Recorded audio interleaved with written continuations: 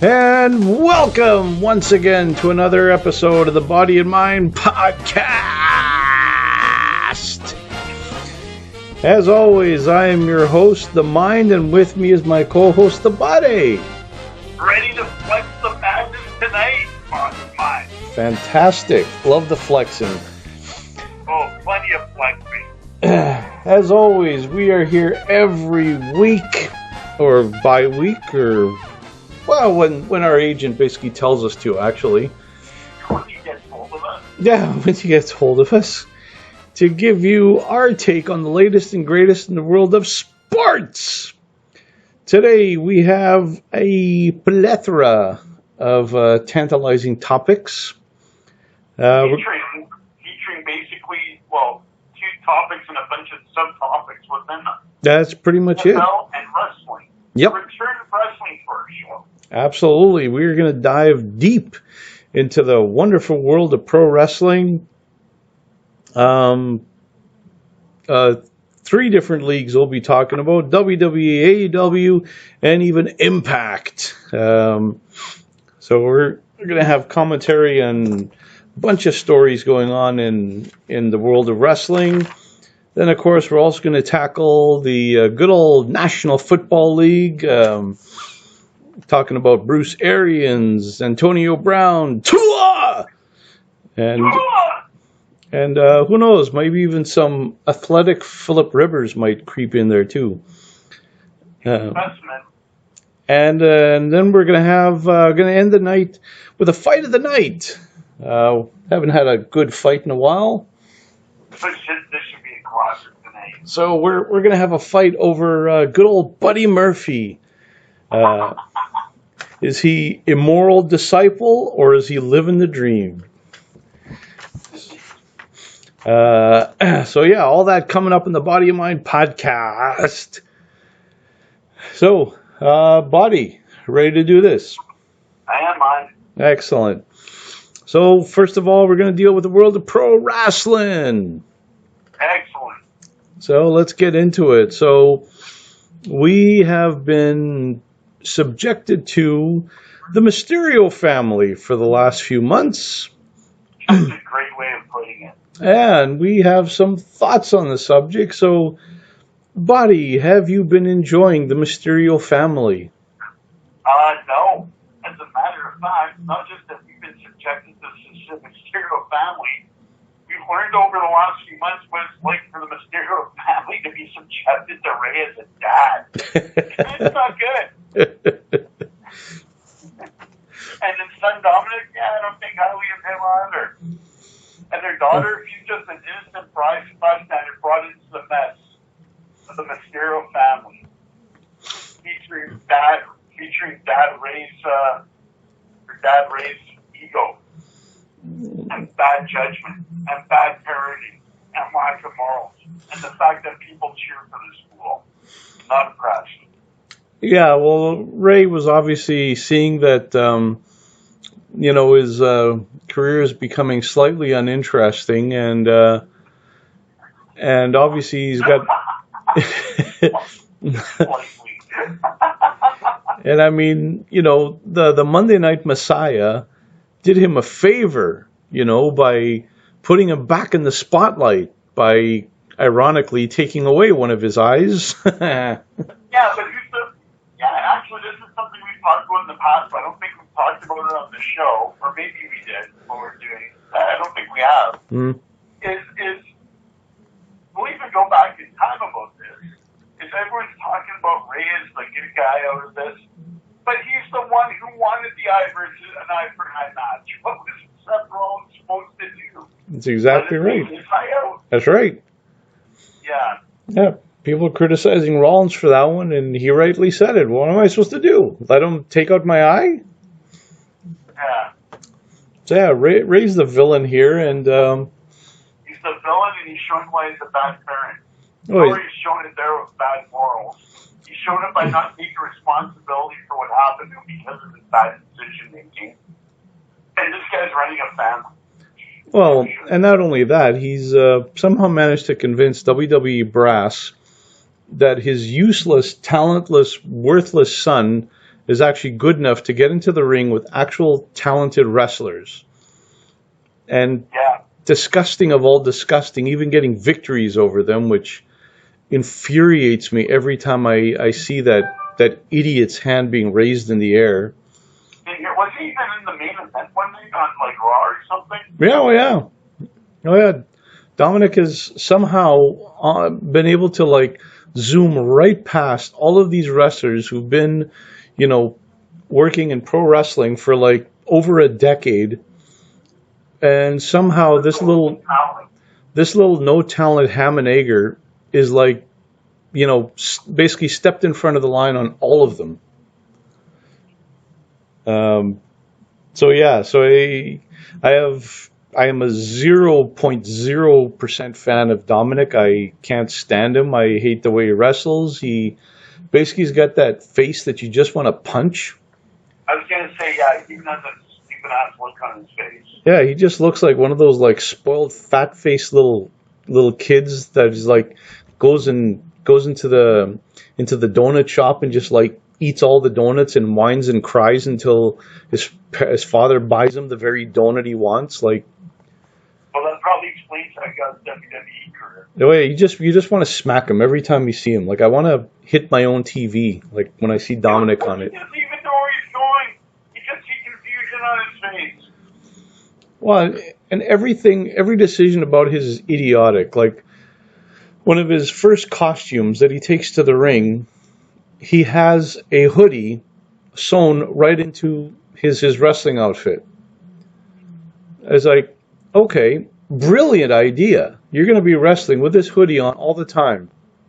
You never crossed your mind that this bloody thing might get in your way? Which it did. Every move he did, this thing was constantly like in his face. His hoodie's constantly going over his eyes, going over his head, like, and he used this thing after for at least a couple of weeks, and finally on week 3, somebody had the decency to take a pair of scissors to that dumb thing. We have this fever for someone when we're slamming them both in character and out of character. Oh yeah, like there's absolutely nothing about Dominic that I like. I hate everything about the wrestler. I hate that he's like, been given opportunities that other wrestlers deserve and don't get, just because his father, has got a Hall of Famer or soon to be Hall of Famer.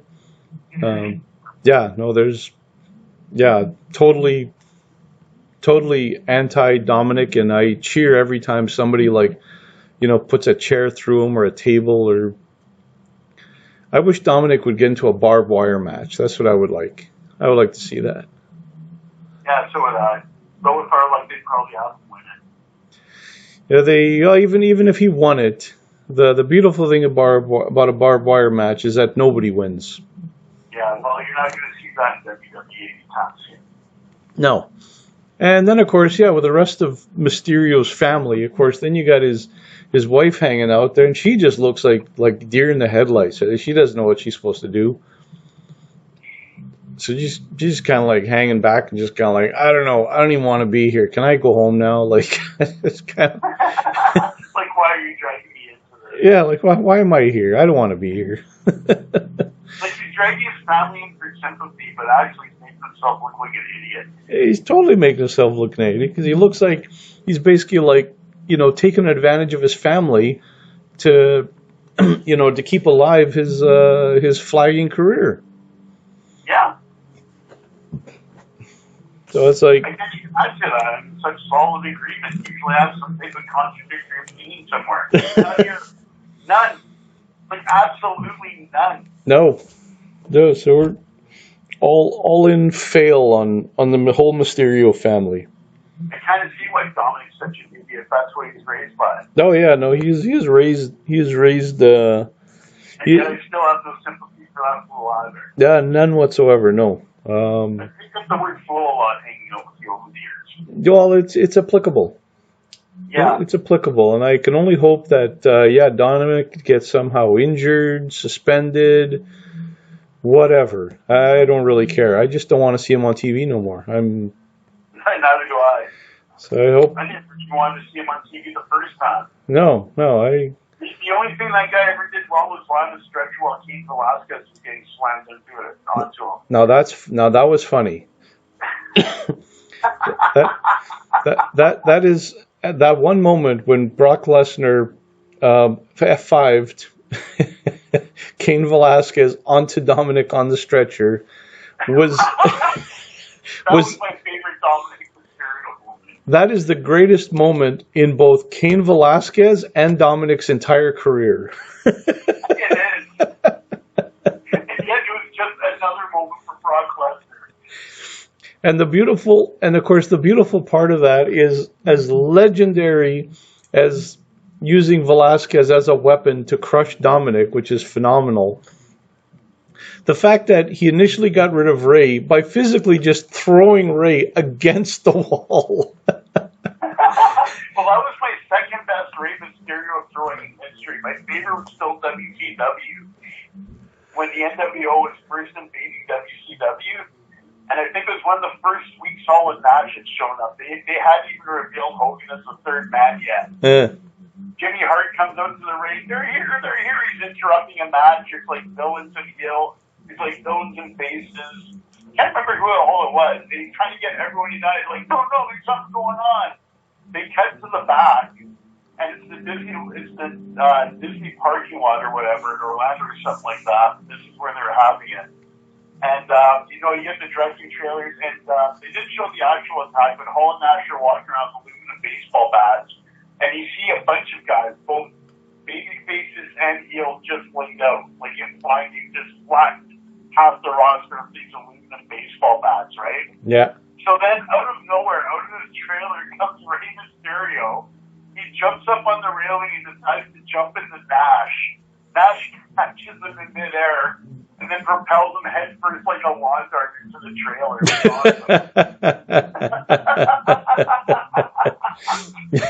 That's pretty funny.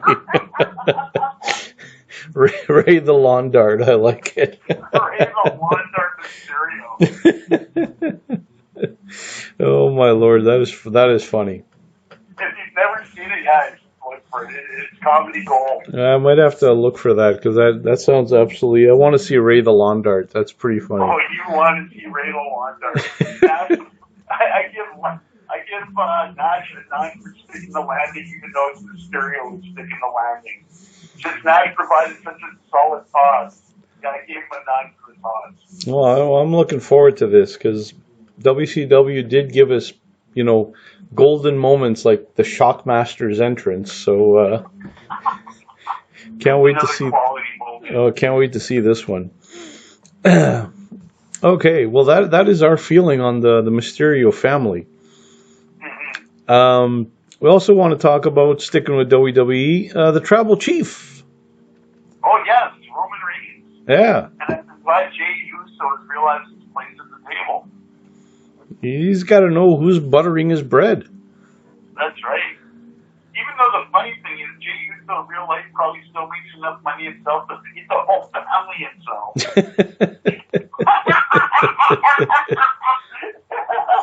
Storyline, he knows his place at the table. He knows his place at the tables. He's got to bow down to the Tribal Chief. That's great.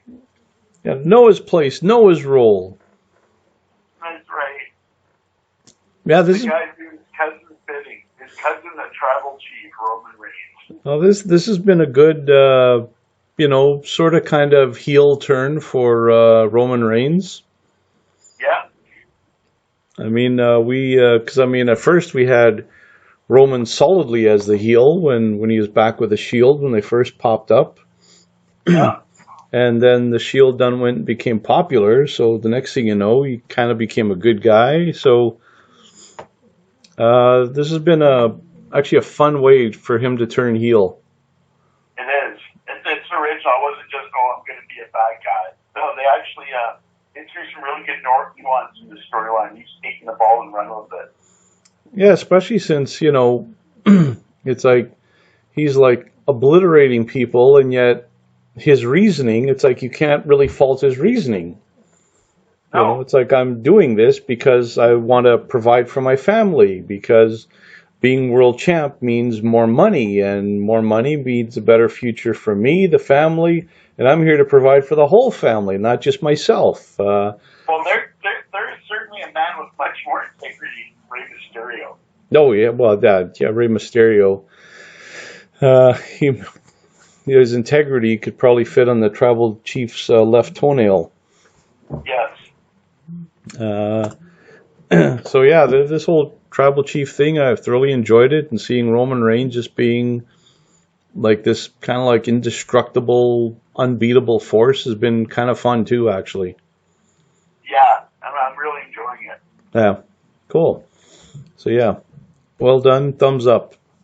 And of course, our last enjoyable WWE thing is the ongoing, record-setting every week of Lana getting slammed through another table.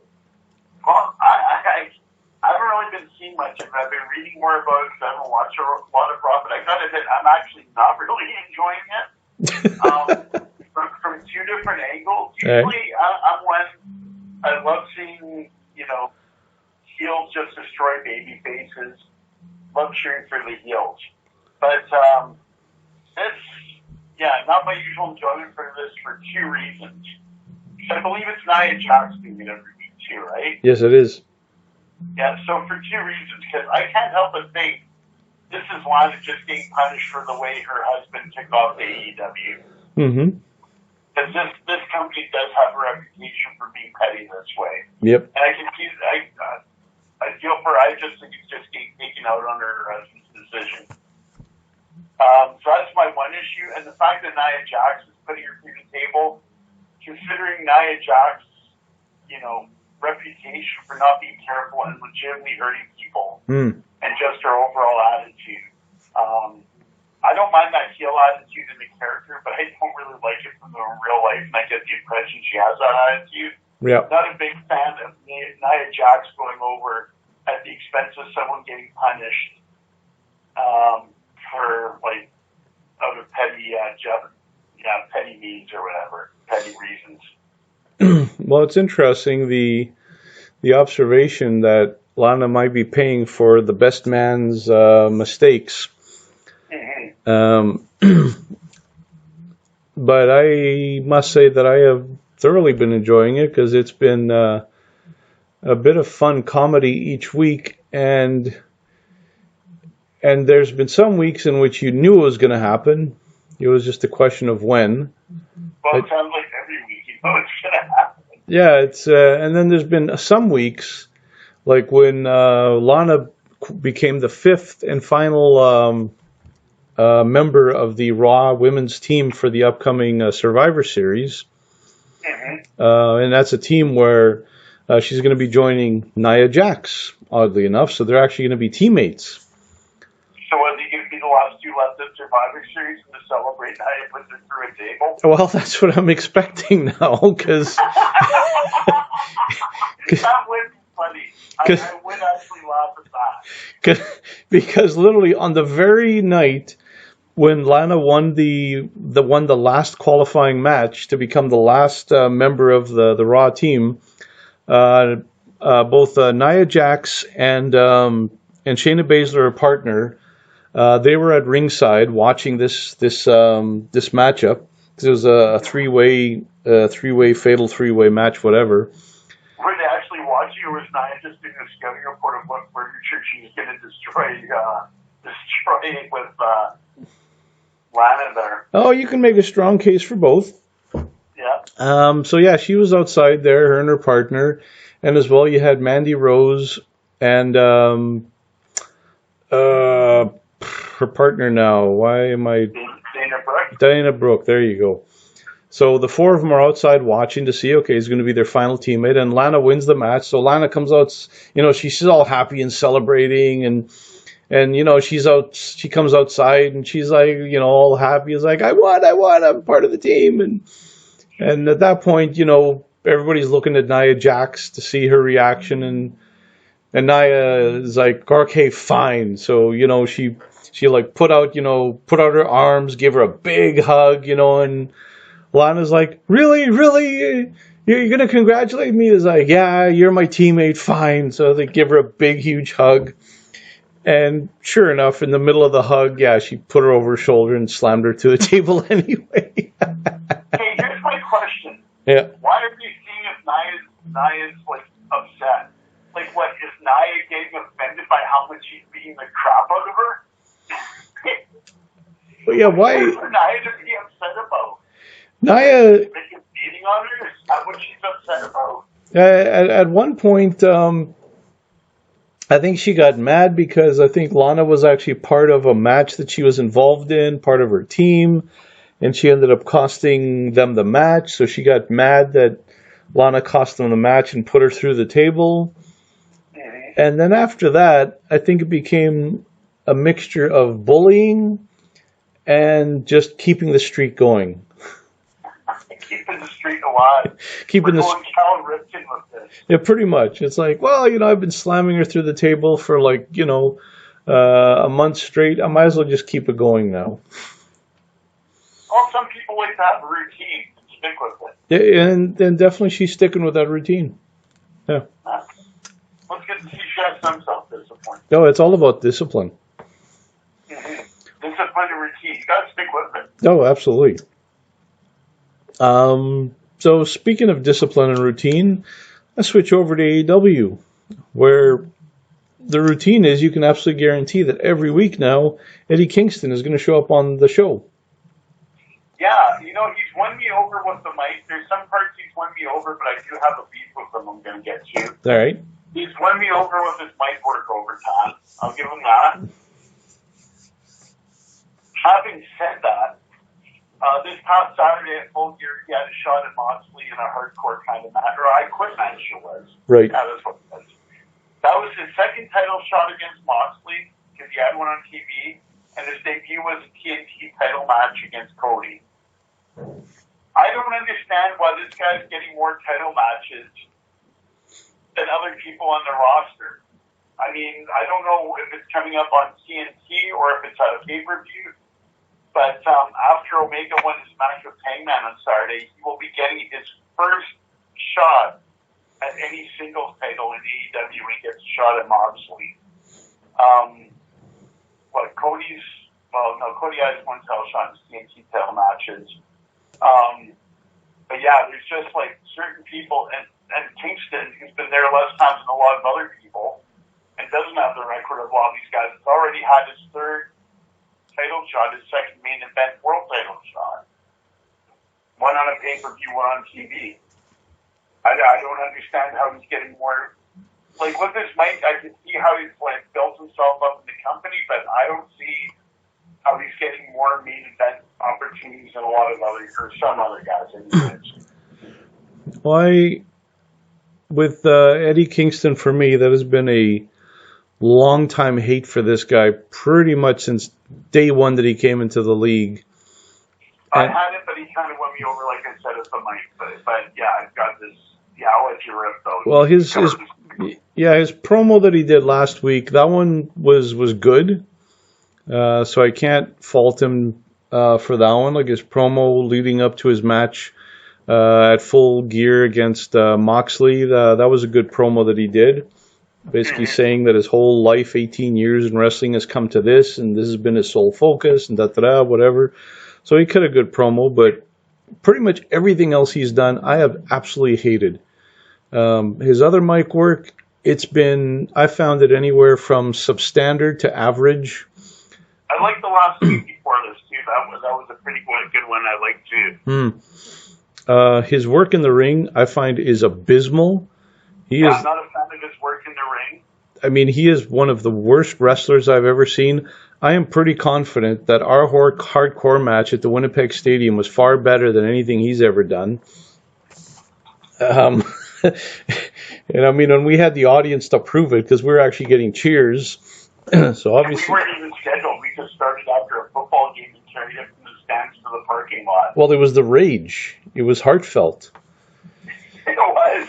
It was just pure rage and animosity. I mean, came from the heart. We actually literally weren't even hanging out at the time. We just had a mutual friend. They just hated each other. That was it. But yeah, like literally his very first match that I saw in AEW where he fought Cody there, I think it was. Yeah. Like that was one of the worst matches I have ever seen. And I even texted you at the time that this was like the worst wrestling match I think I had ever seen in my life.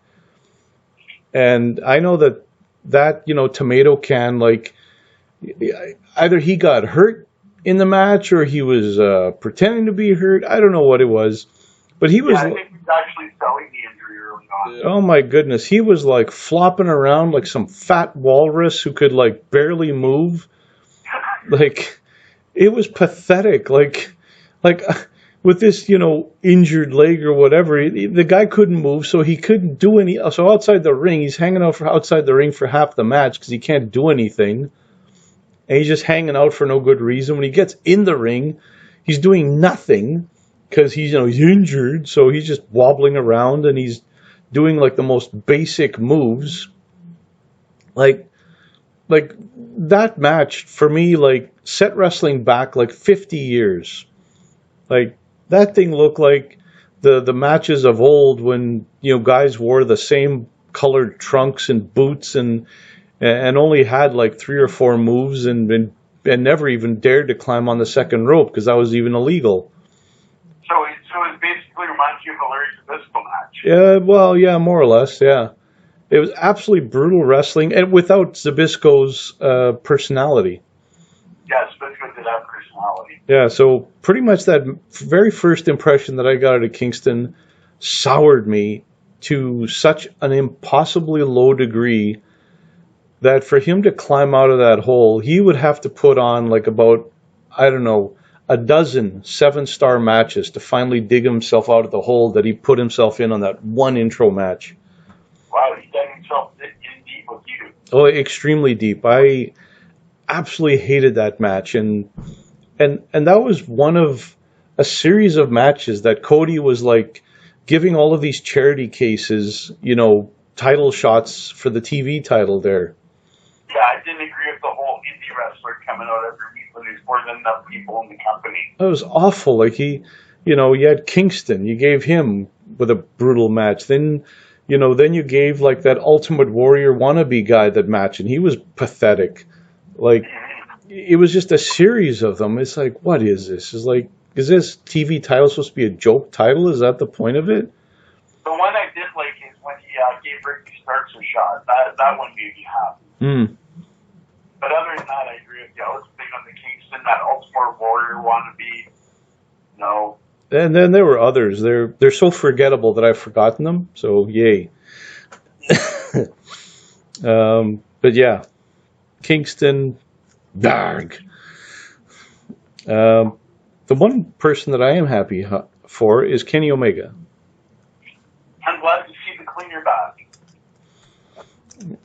That is. I'm glad to see him winning again. Yeah, at long last, because I know I was like severely disappointed in his beginnings in AEW. It was a pet peeve of both of ours. Yeah, I think we're both equally like surprised and shocked that he would just start in AEW would be so bad. Yeah, I understand wanting to put other people over, but when you had a guy who at the time was the defending cover guys, the top guy in the PWI 500. Yeah. You would think you'd want to main event him right off the hop. And especially since he was literally the hottest free agent in pro wrestling at the time. Easily. Like what, a year and a half ago now, like it was back in March or April when his contract had expired from New Japan. And there was all kinds of speculation, and I thought he was going to go to AEW or the WWE. I thought, he's going to show up at SummerSlam, bang, here's the big man. And he chose to go to AEW, to take this brand new league and and dominate, but oh man, it looked like such a terrible mistake at first. Which is crazy because I remember our debate at the time, and I don't know if we ever had it on the show or just off the show. I think we had it on the show. Oh yes, we did. Was before he went anywhere, I was saying I thought WWE was a horrible idea for him, and he should go to AEW. Yeah, and I argued the opposite. I think it might even been a fight of the night. Yes, I think it was. Yeah, and I mean, and quite frankly, at the end of last year, it was looking like I was right. He should have gone to WWE. And now it's shifting around looking like I might be right. Yeah, no, his tag team title reign with the Hangman, that was actually good. That was. Like, that was a good title reign. They had, a good, how would you say it? A good story. And they had a great match with the Young Bucks that one pay-per-view. Well, and I mean, him and Hangman, they weren't your traditional, tag team either. They're like two misfits, like two guys who didn't really like each other and were kind of grudgingly put together just because they could win. It was kind of like what the WWE does sometimes, but WWE will do it for a couple of weeks or a month. Mm-hmm. No, they actually stuck with them as tag team champs for months on end. Well, yeah, and that one, it almost seemed like they copied the Bar with Cesaro and Sheamus there. Yeah, good observation. Because that was a case where Cesaro and Sheamus, I mean, they hated each other. They had like a feud going where they fought something like a best of 7 even. Yeah, and they were forced to team together. Then for whatever reason, like this animosity, this rivalry just wouldn't come to an end. And they somehow forced them to team up together I think it was since you guys can't settle your differences, at least team together then. Take it out on other people. Mm-hmm. And I think that one they wound up uniting, not so much tag teaming, but together I think they're trash talking each other in a bar. And then wound up getting in a brawl with the whole bar together, and that's when they actually bonded. That's right. And it was great because Cesaro and Sheamus, I loved that team. That was a great team. Like the Bar is that was like my favorite thing at the time. I love watching those guys every week. We don't set the bar. We are the bar.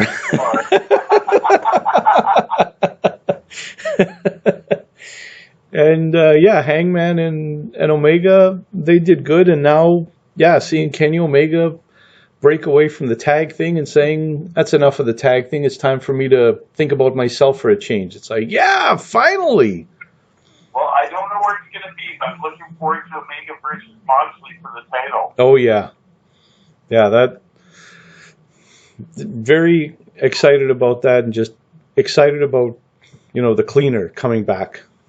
Yes.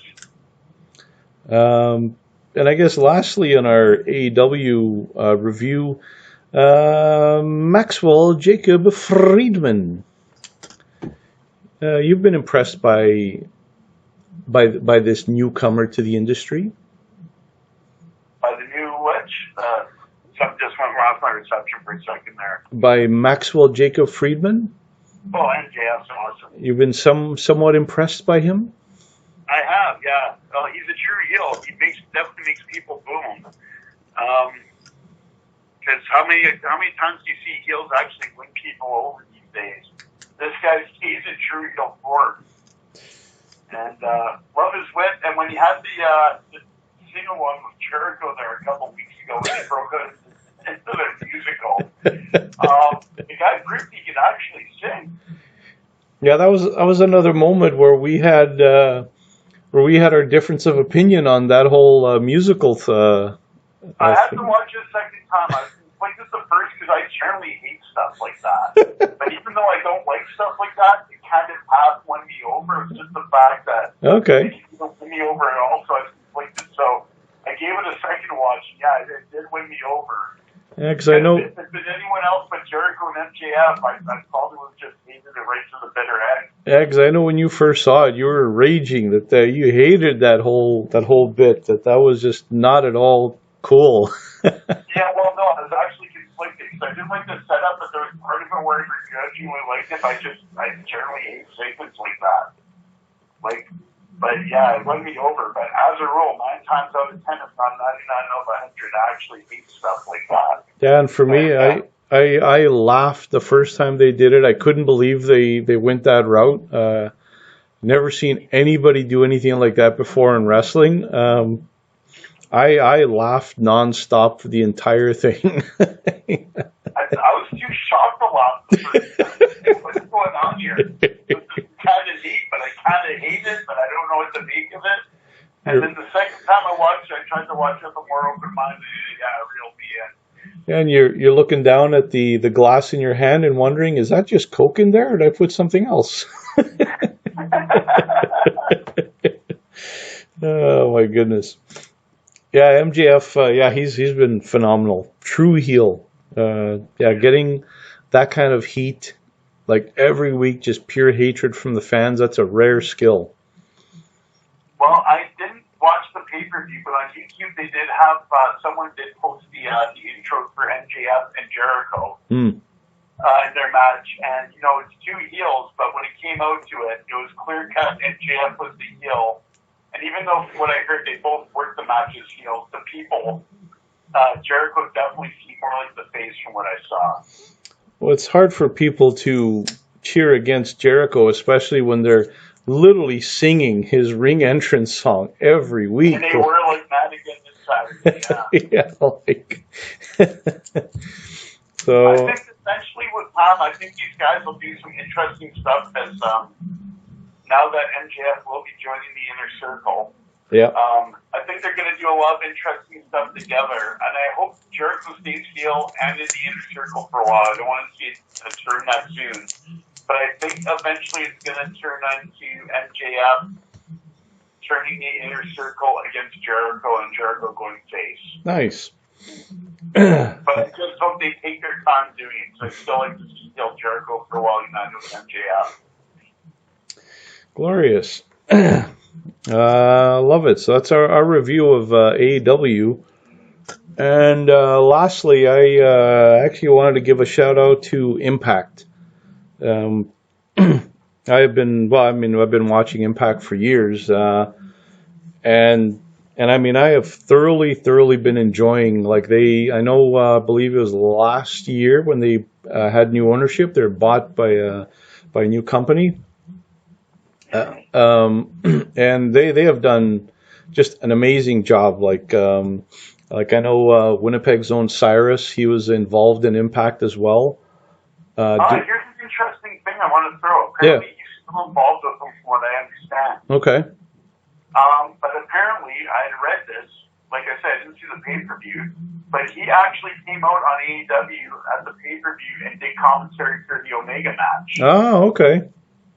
Even though he's still working with Impact, so I don't know if there'd be any partnership possibilities in the future. And he's not a partnership, at least like friendly working conditions anyways, but I found that interesting. Yeah, well, why not? Like, I mean, whatever work he's doing with Impact now would be more in the background, because last year he was doing commentary too at one time. Yeah, he was doing commentary, and like Josh Daniels was the main commentator, and he was the color guy. Mm-hmm. Now, Josh Daniels is still doing main commentary, but now his wife, Madison Rayne, is now the color man. I didn't know that. I didn't know they were married. Yeah, they're a couple. But it's funny, when you hear them on the show, you'd never know it. They never acknowledge it, and she's always like cutting. Well, they're always cutting each other down constantly on their broadcast, so it's pretty funny. They're actually a good duo. Actually, Madison is actually quite good at color. So Josh is kind of like the kind of good guy commentator with now, and Madison is kind of like the villain heel color guy type thing. Yeah. So they actually work well together. Actually, so it's worked out, and just Impact as a whole has been just excellent. It's just been so much fun to watch. Like they have, it's similar to AEW, how they were in the beginning, where, they had kind of like some good young talent coming in, but they also brought in some some bigger names from other companies even over to them. Yeah, because I've watched bits and pieces of Impact, not too much, but I've seen there has been quite a mix of veterans and people they've brought up from what I've seen. Yeah, like I mean, you look at the three different divisions. So like the tag division, they've got a lot of great teams. Like the North have been mostly the champs for the most part, and they're just a good solid heel team. They're a really good team. They're kind of like an old school team. Yeah. To me, they're kind of a more athletic version of FTR in a sense.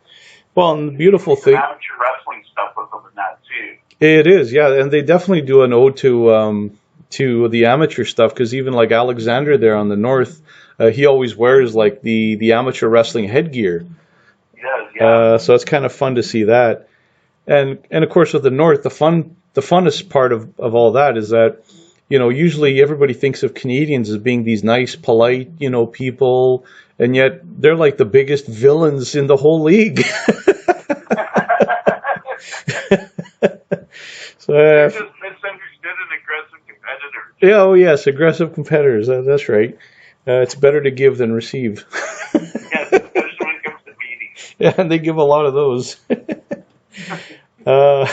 So you have like the tag team has just a plethora of great tag teams there. Like the North, they brought in the Good Brothers now that their contract ended with the WWE, which I had mentioned before when we spoke. I thought Impact would be a great place for the Good Brothers. So I'm glad they actually chose to go there. I was kind of I thought it might be good. I was kind of conflicted. I thought AEW would be a good fit because of the background with the Bullet Club and that. But at the same time, I was even conflicted about AEW because I think sometimes I wonder if AEW is just signing too much talent. Well, that was the issue that I had, that I thought it would be bad for them to go to AEW, because I thought they would just get buried there. Yeah, because there's some perfectly good tag teams getting buried there right now. Yeah, and I thought that, Impact, they could use more talent there, and that the Good Brothers would be like a big fish in a smaller pond on Impact. Quick question for you. Has EC3 still been appearing on Impact? He has indeed. Interesting. He is in both Impact and Ring of Honor at the same time right now. Well, that's a good move, because I mean, those are two leagues, that they're like, smaller leagues. Like you got the behemoth of WWE, and then you got AEW after that, which is challenging them up there. Mm-hmm. And then like Impact and Ring of Honor are kind of like the next tier after AEW. So it makes sense that they combine forces. And I'm like, I don't even know if they're working together or if he's just working in both companies.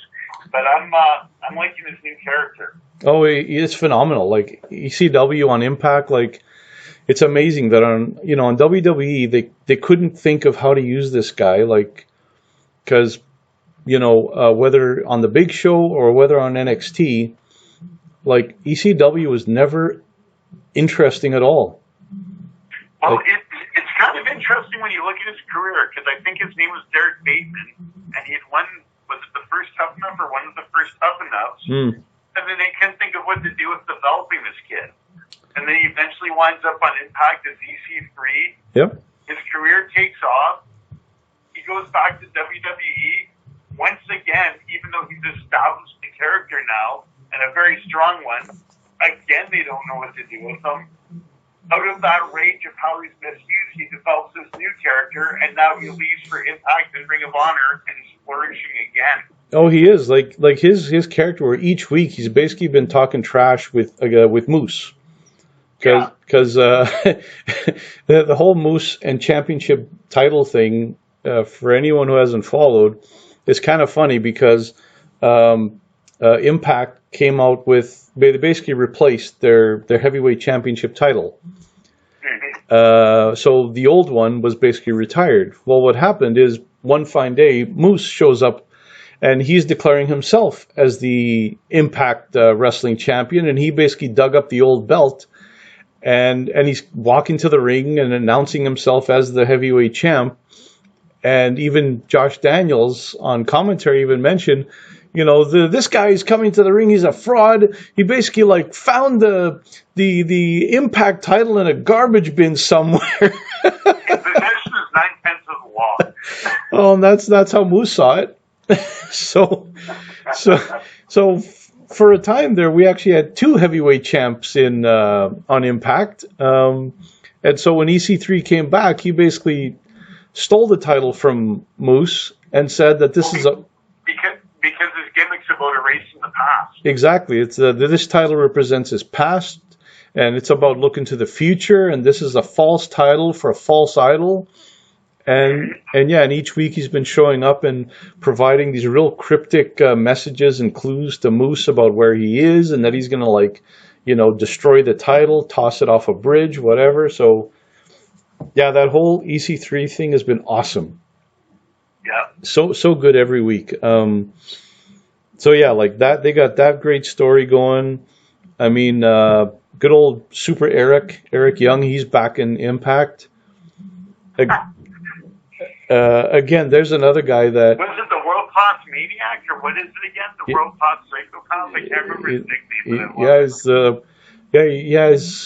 I don't actually know if it's World Class. It's World Class either Maniac. I think it's Maniac. I think so too, but I can't remember for sure. And that's another guy that it was a weird. Like he had some success on NXT with Sanity there, so that actually went okay for a while. But again, on the big show, once he left NXT, his career just floundered. So he's come back, and he's like the psychopath guy, and he's the world champ there, and he's been having, he's been talking a lot of trash, and he's just been hurting people. That's been his whole thing. Yeah, he's been like an old school psychopath, actually going to hurt you, villain. Yeah, and I mean, Bound for Glory just took place like 2 weeks ago, and that evil Rich Swann stole the title from Eric. From Super Eric, yeah, just the way like Joe Biden stole the presidency from Donald Trump,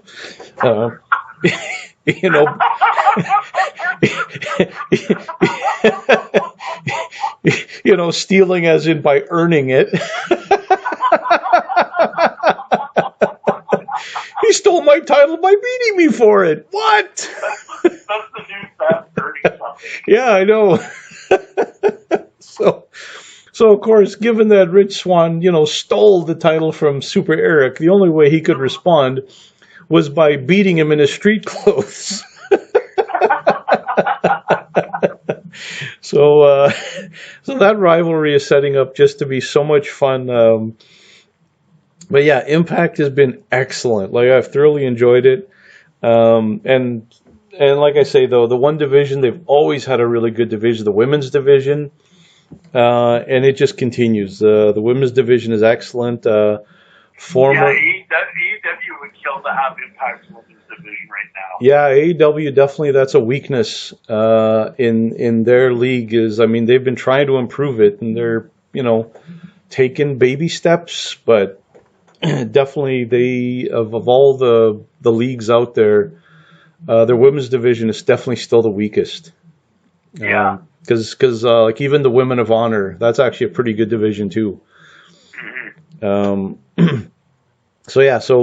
shout out to AEW or the Impact. Excellent promotion. Thoroughly enjoying their shows. And as I mentioned to you this week, their shows are so good. These guys deserve to have fans watching them because they're just putting on just money episodes every week. So hopefully they can get fans allowed into their shows because those wrestlers deserve it because they're just doing such a good job. Well, the bad news is right now it doesn't look like any time soon for any of that. But the other thing is sometimes it's darkest before the dawn. So hopefully in this madness right now, hope comes sooner than anyone expects. Well, the cool thing is if these Impact wrestlers are killing it with zero fans, imagine what will happen when the fans are there. When they actually have people in a live audience, yeah. Exactly. So with that, we end one of our most favoritist topics in the world, wrestling! Grrr! Yeah, this is one of our most extensive wrestling conversations ever, so that was good. Absolutely. Grrr! Grrr! And so next we'll focus a little bit on a few topics in the National Football League, going from one type of combat into another one. Yes. And we're going to start our look at the NFL Combat Zone with the Tampa Bay Buccaneers.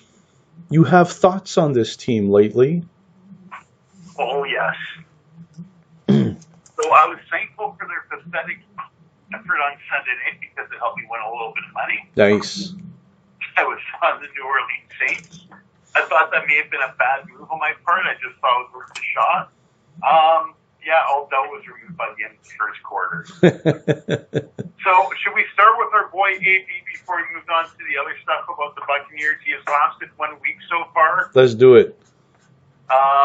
He's lasted 1 week. If they have another bad game, let's see if he blows up or whatever. Right now, I think everything was just so down in Tampa. There was nothing for him to really get worked up about. They were down in the Union. Actually, he hasn't lasted a week yet because the week is coming up Sunday.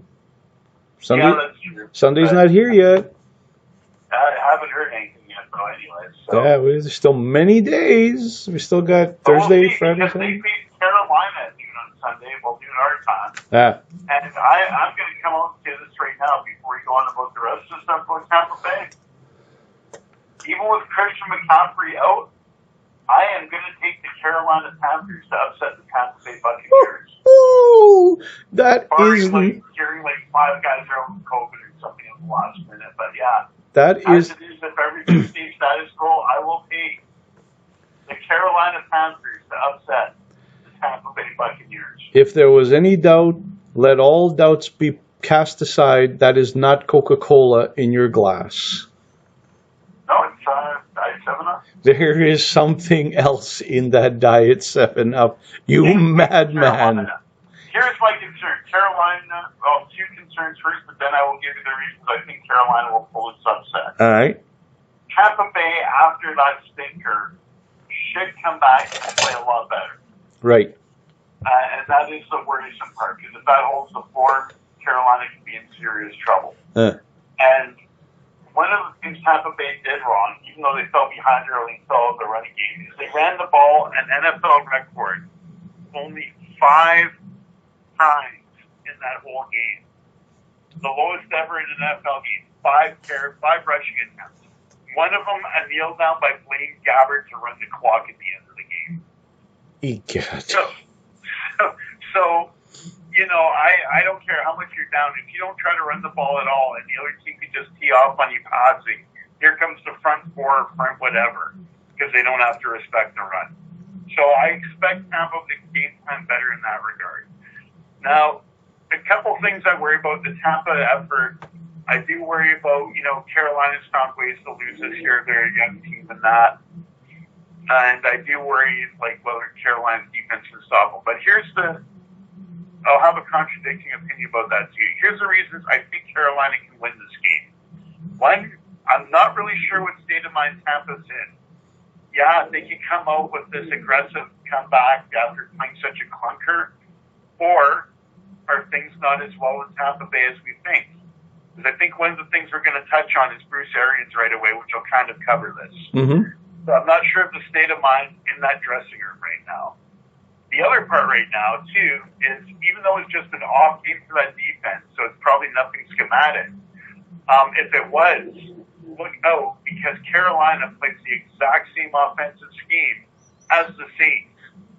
Joe Brady, their offensive coordinator, 2 years ago was an assistant in New Orleans and took that system to LSU last year, where he used to have Joe Burrow, and brought the same system with them, and Teddy Bridgewater knows it too, and brought it to Carolina. So Tampa Bay is going to see the exact same offensive system that burned them and tore them apart last week. And I know Teddy Bridgewater is not Drew Brees, but Teddy Bridgewater is having an excellent year.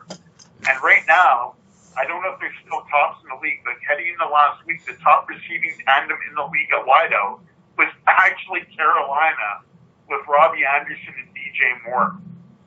Yardage. And let us not forget that Teddy Bridgewater did study at the feet of the master last year. He did. so Drew Brees' spirit. Was he there for a year, or was he actually there for 2 years? I can't remember. Yeah, at least a year, but yeah, I think it might have even been 2 years.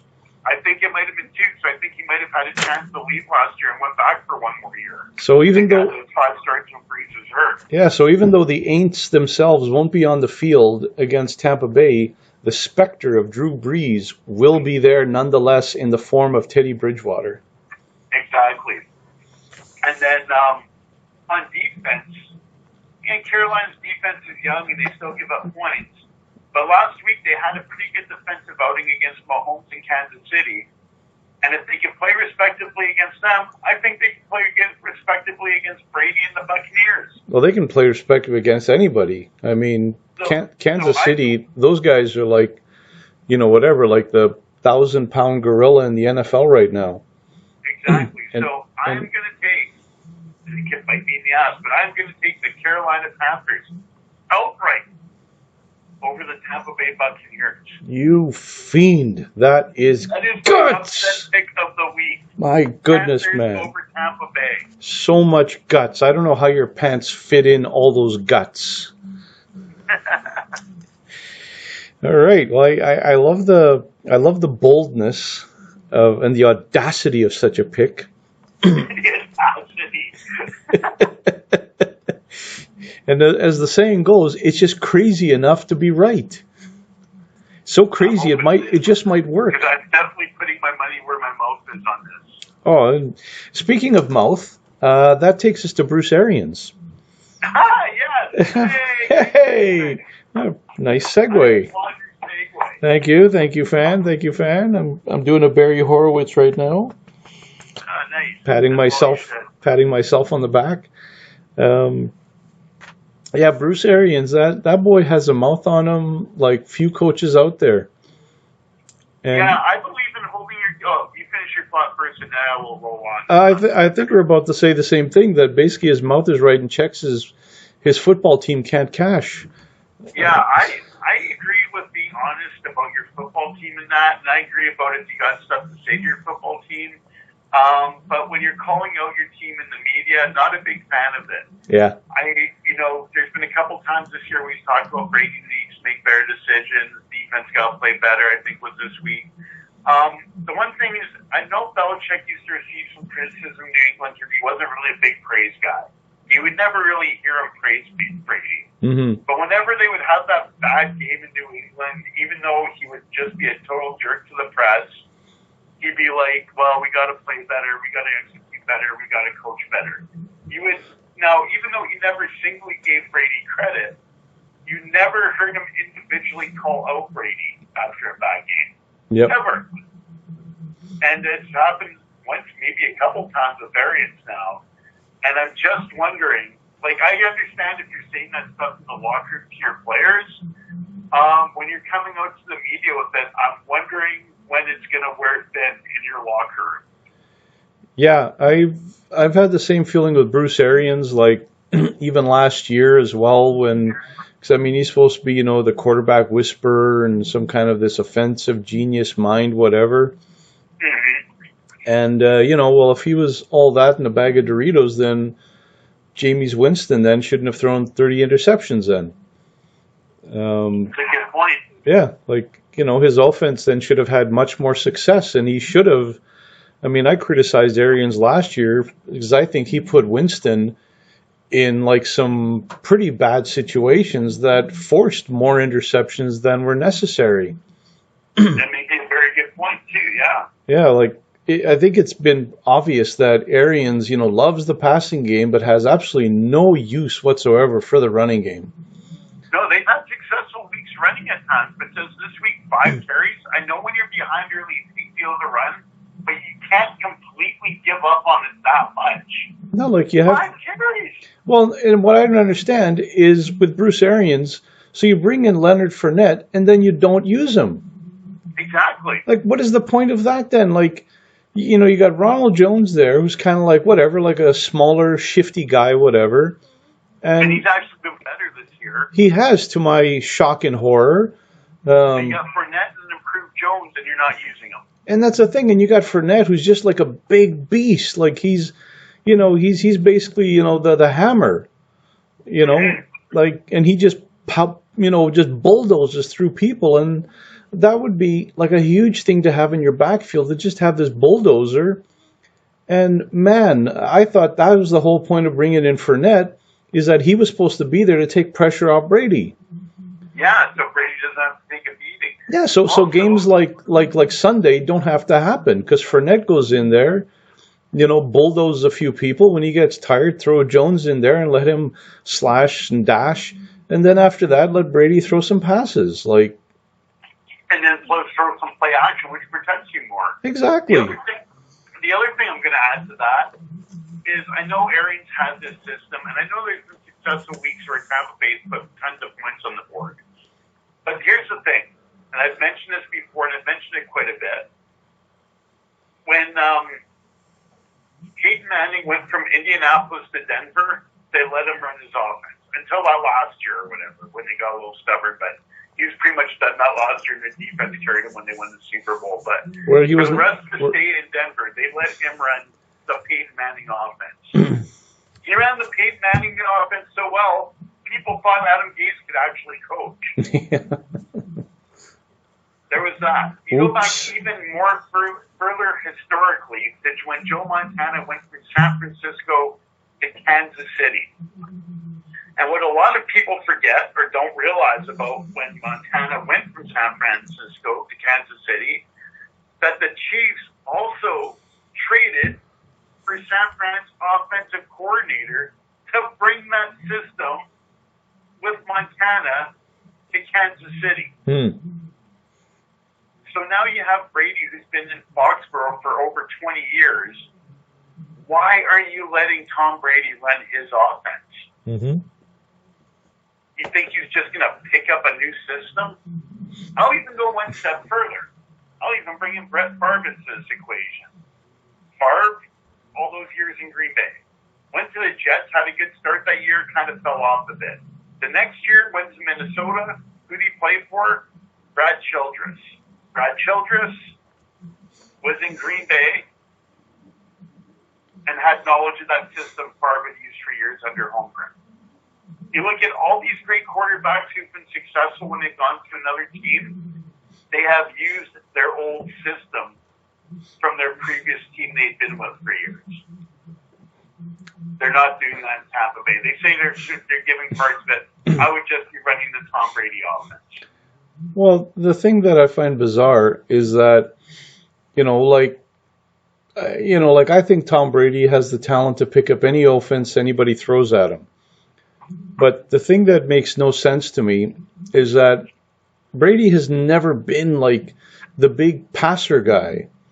Like he's never been like what Peyton Manning used to be and what Drew Brees used to be, like where they would just sling the ball, 40, 50 times a game and rack up 400 or 500 yards, like 300 yards. Like that's never been Tom Brady to me. Well, he's had those games. You just don't notice it because he's dinking and dunking so much. Yeah, because Brady is more of the dink and dunker guy. Like he'll go out there and I thought the whole point of bringing a guy like Tom Brady is that you needed somebody that could be calm in that team and pretty much provide just calmness, tranquility for the entire offense.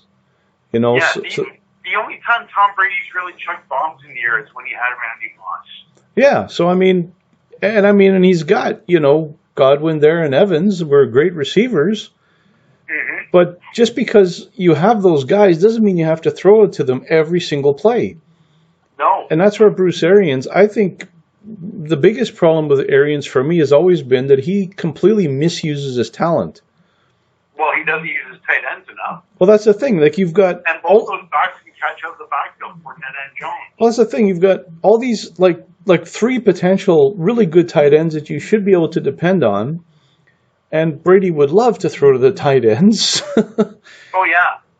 And yet he's not really using them. You've got, two, potentially three running backs because they did draft that rookie this year in the second round. Why do I keep forgetting the name of the third guy that just... Yeah, I keep forgetting about that guy. I don't even really see him play. He doesn't play very often, which, again, makes no sense to me.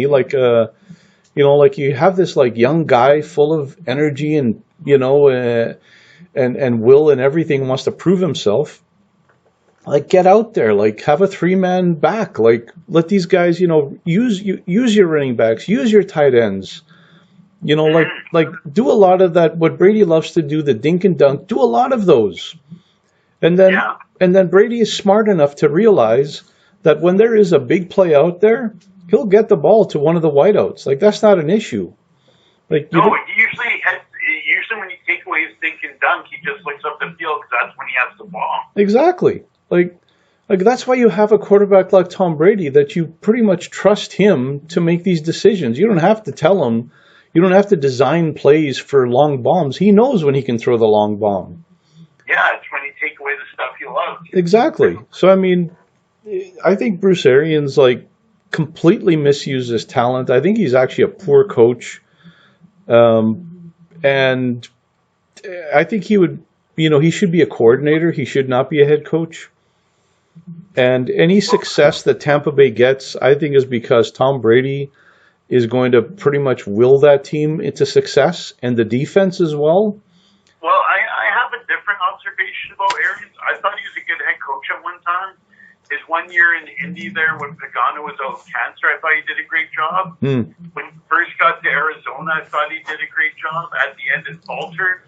I could be wrong. This is just my guess. I think over the years, Bruce Arians' ego has just overcome him. Well, definitely. And affected him as a head coach. Oh, no doubt there.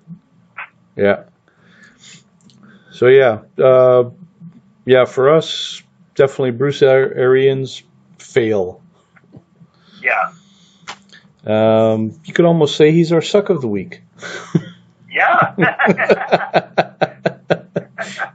He's our tag team suck of the week. Bruce Arians. Next NFL story we're going to look at are the 49ers, and you have some thoughts on their potential quarterback carousel. Yeah, well, Jimmy G, there was questions. I mean, just the way the Super Bowl ended, I know there was a few questions whether Jimmy G was the man.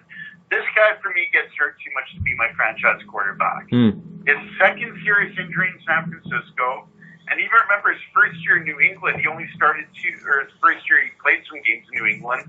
He only had 2 starts before he got hurt and missed time there. I mean, anyone could get hurt, but this guy has already, on 3 separate occasions, missed significant time as a starting quarterback. Right. So I really think San Fran needs to look at their replacement. Now, I think they can go one of a couple of routes. Right. Maybe trying to pick up Sam Darnold somehow through trade or something. I'll get more to him because I think Darnold could be a serviceable NFL quarterback. But I think Adam Gase is a bad coach, and the Jets have just been that bad a team, and I think it's ruined them. And I think if he actually went to San Francisco, where there's talent and a guy like Shanahan coaching, I think he could resurrect his career. I don't think he'd be a star right off the bat. I think there'd be a year where he'd be like, okay, there'd be some bumps on the road, but he'd win. And then over time, I think he could come around and show himself to be a really good NFL quarterback. Yeah, his time in Jersey so far is unfair to Darnold because, I mean, that team has been so confused and I mean, the few bits of talent they have had, like Robbie Anderson, they just decided to let him go. Yeah, they have. Like, that organization's just a mess. So, I mean, Sam Darnold, he's had no offensive line, no running game, and this year, no receivers whatsoever. And no coach because it's Adam Gase. So I mean, he has literally been set up to fail in every way a quarterback could. So, yeah, we haven't seen really what Sam Darnold can do. No, we haven't. Yeah, so yeah, he's had no chance. Another possibility is maybe San Fran drafts a quarterback of the future to develop, and while they're doing that, if he's available, and I don't know if he will be, there's rumors he might be, but no one knows for sure, maybe making a trade for Matt Ryan as a stopgap for a year or 2 while developing the quarterback. Interesting. Because maybe Atlanta takes a quarterback high up. I think there's a few interesting prospects next year, and maybe they want to dump his salary and start over, or maybe they stick with him. So if they dump him, Ryan would be a great stopgap in San Fran because his MVP and Super Bowl appearance here, his offensive coordinator was Kyle Shanahan. How? So I think those are two really good possibilities for the 49ers. Darnold or Ryan as a stopgap as they draft someone to develop them, and he's good enough to keep them in contention for a year or two. I'll also go back with Darnold. I think another good place for him would also be Pittsburgh to back up Roethlisberger for a year or two. If Roethlisberger even plays another year or two, and then he can sit and learn behind Roethlisberger, and then be ready to start in Pittsburgh and give them their starter once Roethlisberger retires. That would be a good place for him, because Pittsburgh, there is an organization that is pretty much the exact opposite of the Jets right now. Completely. Like, at least with regards to scouting and coaching, like, it's well, like... just organization in general, yeah. Yeah. No, I like the idea. I like the idea. Mm-hmm. Thank you. Thank you very much. Thank you very much. And Elvis has left the building.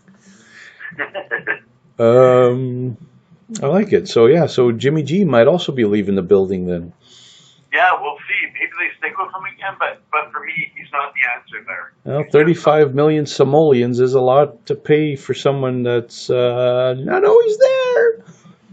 No. Availability is your greatest ability in the National Football League. Oh, here we go. Here we go. A poet. Speaking of poetry, we obviously must be talking about the Miami Dolphins. Well, that defense, I still don't think Tua's playing as well as Fitzpatrick, but he's getting better every week, and he's proving he's worth a high draft pick anyways. But with that Dolphins defense, I took them against the Rams a couple weeks ago, even though I was worried about Tua. I've taken the Dolphins every single week, and I wasn't originally going to take him against the Rams. And then I heard a good point from someone. I was like, this is true. When the Patriots beat the Rams in the Super Bowl a couple of years ago and came up with that defensive blueprint, well, we know Belichick was behind it, but who was the defensive coordinator? The Dolphins head coach, Brian Flores. Nice. Yeah, and it was like, whoa, that is correct. Thing I love about the Dolphins, too, on defense, they brought in Kyle Van Noy from the Patriots. They have some other good defenders, and then they brought in Byron Jones, corner and safety from Dallas. He's a legit top corner and very good safety. The one other thing people forgot is they have Xavier Howard there. Xavier Howard would be maybe the third. He's definitely top 5 NFL cornerback, if not a top 3 NFL cornerback, but you don't hear about him because he's in Miami. But he is a legitimate shutdown cornerback. He might even be up there with Gilmore and Jalen Ramsey. And so you have him, and you have Byron Jones as 2 corners. You have a pretty good front seven with a guy like Van Noy on it. And you have Brian Flores, the old New England defensive coordinator, running the defense. I absolutely love that defense. Strong points there, no argument. And the defense has so far proven you right. Because Tua or no Tua, they're basically proving they don't need a quarterback. They can win games all on their own. They'll score all the points. In fact, that's what they did for Tua's first appearance. They did, yes. They prevented the points, and then they scored the points. They did. I mean, I looked at that game, I'm like, geez, I could have been playing for the Dolphins, and I would have gotten a win. It's going to be an interesting matchup this week. I believe Miami plays the Chargers, which means it's Tua against Herbert.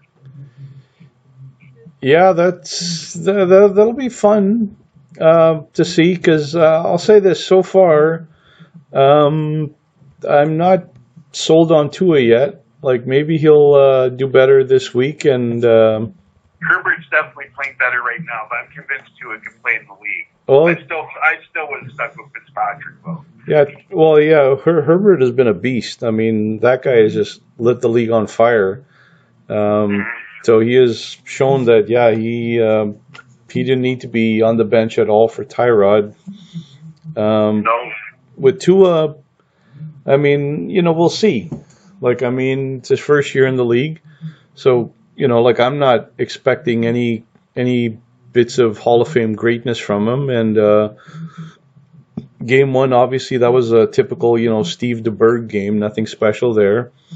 That's exactly what that was. Yeah, like, I think it was like, 8 for, whatever. He was like 8 for 10 and 93 yards passing. Like, oh my goodness. Yeah, it was like your typical 1970s quarterback. That's classic Steve DeBerg.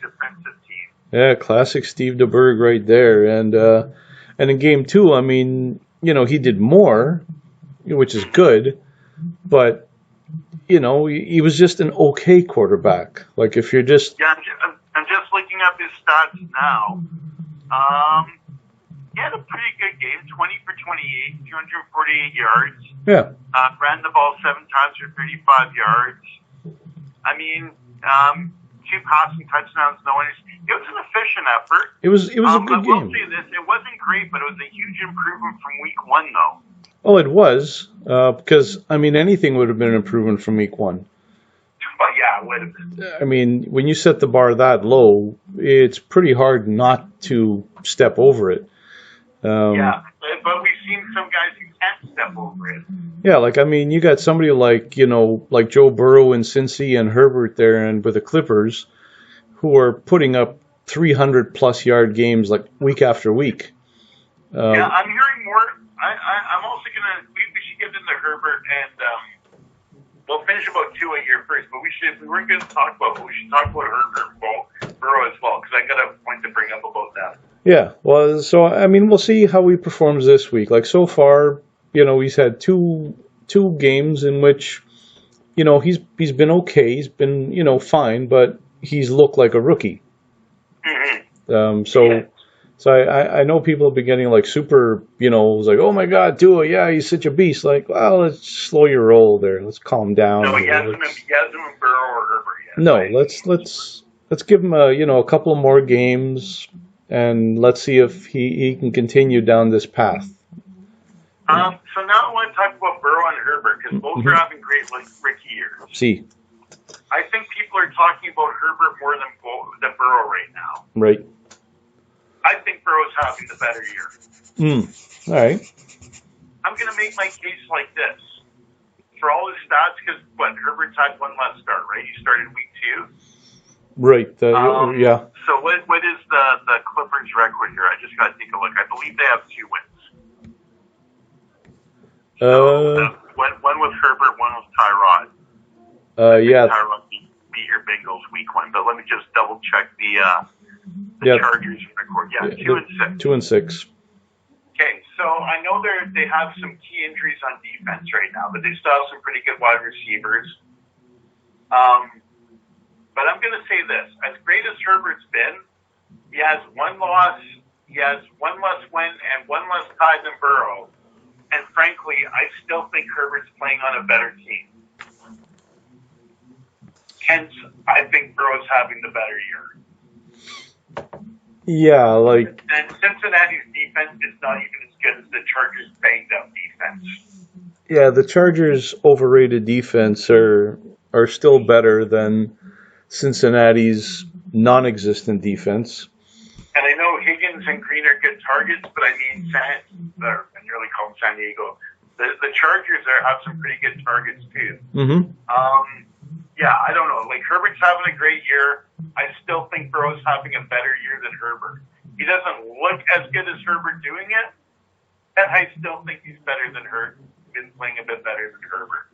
Yeah, and I mean, given that it's Cincinnati, for now anyway, they're not going to get the same kind of attention that an LA team is.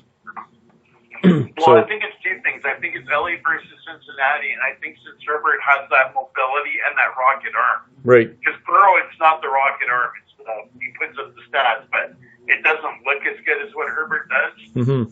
So I think it's the aesthetics and where the team is. So I think Herbert's getting more credit, but I think Burrow's still been a bit better. Yeah, I've been pleasantly surprised with Burrow because I wasn't sure if he was going to be able to live up to the hype, but yeah, so far he has. And I like the combination. There's a nice duel with him and T. Higgins there. Mm-hmm. That looks like the new, Carson Palmer and Chad Johnson there. It does. I'm going to throw one more thing out there, too, because I know there's been talk about Trevor Lawrence going first overall next year and that. And I think Trevor Lawrence should be a very good NFL quarterback. Trevor Lawrence will not be as good as Joe Burrow. Yeah, that's interesting because Lawrence has definitely had, multiple years of success and national championship games and all that. Yeah, well, I've seen them play each other in the national championship, and Lawrence was on the team with the better defense, and Burrow still won. So there, I rest my case. Joe Burrow will be better than Trevor Lawrence. Well, I don't think anyone can argue too hard because, as we've seen far too many times in the past, is that college success does not translate to professional success. Not always. And it depends where Lawrence goes, too, because the Jets are such a mess. Well, that's the thing. Lawrence, just the skills that he brings, just like Baker Mayfield has been so far, is just the type of thing that, sure, his skills, his mentality work great for college, don't fit at all for the pro game.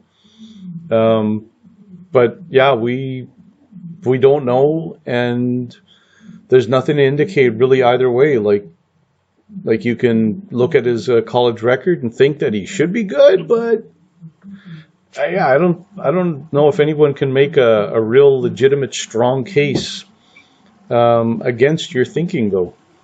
Yeah, I think he'll be good, but I'm not as sold as him as I was on Joe Burrow. Yeah.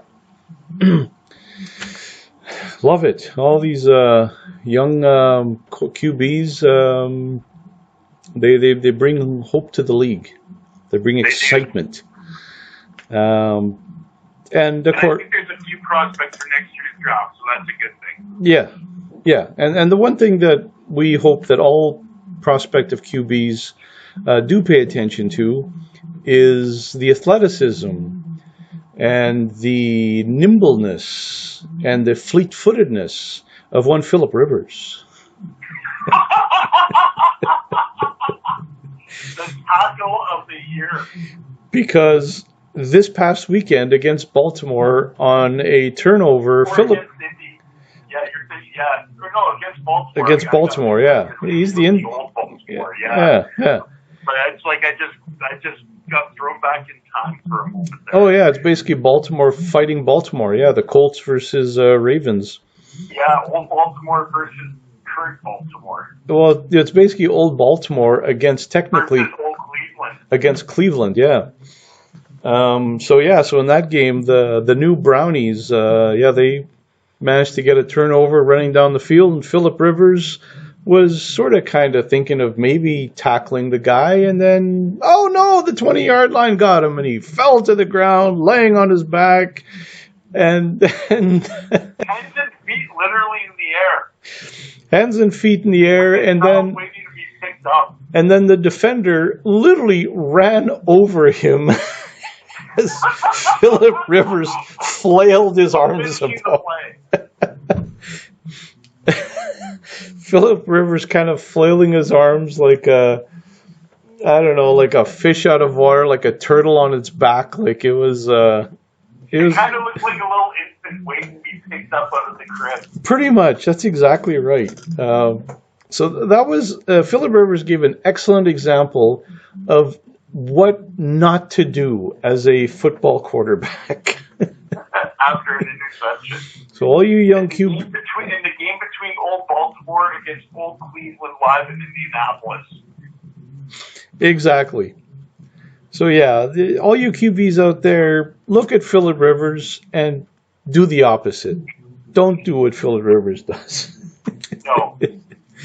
Oh my goodness. And that, of course, brings us to our last segment today, and that is our fight of the night. Yes, we come back to wrestling, ironically, for our fight of the night. Come back to wrestling. It ends where it began. And we Mysterio family. Back to the Mysterio clan. Except this is like the black sheep trying to infiltrate the Mysterio family. Australia's favorite son, Buddy Murphy. So on our fight of the night here, one of us takes one side, the other takes the opposite. So the buddy, the question here is he living the dream or is he an immoral disciple? Oh, you mean an immoral criminal? So I believe Buddy Murphy's, 30 years old or somewhere around there? Yes, I believe so. So a storyline. What's Mysterio's daughter's name? I can't even remember. I don't know. She's so forgettable. Let's call her Maria. Okay, sounds good. So Maria Mysterio or whatever. Yeah, you go Maria. Let's go Maria. Why not? She's 19. By the way, to the best of my knowledge, because we are Canadian, to the best of my knowledge, in most states, the legal age is 21 in most states, if I'm correct. Well, that's the legal age for drinking. Okay, so basically, but in a nutshell, it sounds like Murphy is rocking the cradle. I think, and it's like making love to the little girl. Well, I think as far as I think there's a word that starts with a P, ends with an I, runs with a file, and goes with that. Well, I think. And this guy's supposed to be a hero of the people. Well, I believe. He's a changed man. Making love to a 19-year-old. Well, I'm disgusted over here. I am frankly disgusted. This guy's a pervert. What's wrong with this guy? 30-year-old man making love to a 19-year-old. What a pig. What an absolute jackass. What a jabroni. So, not a fan. Not a fan. Well, on my side, I believe that he's living the dream. He is a 30-year-old and happily married man, as far as I know. However, yeah, he's a happily married man. You got a point. If you're a happily married man, you need a 19-year-old on the side, I guess. I don't know. But he's on the road. He's far away. He's got needs. He's got needs, man. And the Messiah has pretty much realized that his disciple is losing his way, and he needs. Well, you and I are in agreement on the disciple in this. Oh yes, well he needs to be brought back to the fold. He needs to have his mind, corrected and at peace. So obviously, this, Maria Mysterio here presents Murphy with the kind of calmness and tranquility and support that he so desperately needs right now in his confused state of mind. I think he's just tired after sex. Well, yes. So you have your chance to have your loving wife on one side of the ocean, and you're having, some innocent fun on the other side of the ocean. With a 19-year-old. While at the same time, the more important part of it, I think that in the U.S. you're legally an adult at the age of 18. You just can't drink until you're 21. So that's messed up in itself. It is. But who are we to judge the founding fathers? But the most important part is that this is driving yet another stake into the heart of the maddening Mysterio family. Well, we both agree this is Ray's fault for bringing his daughter into this environment. Exactly. So he brought this on himself. Buddy Murphy is simply taking advantage of opportunity presented in front of him. And as for Seth Rollins there, the savior of SmackDown, yes. Even though I disagree with this union, Rollins, being a man of unconditional love, is willing to accept this because he cares.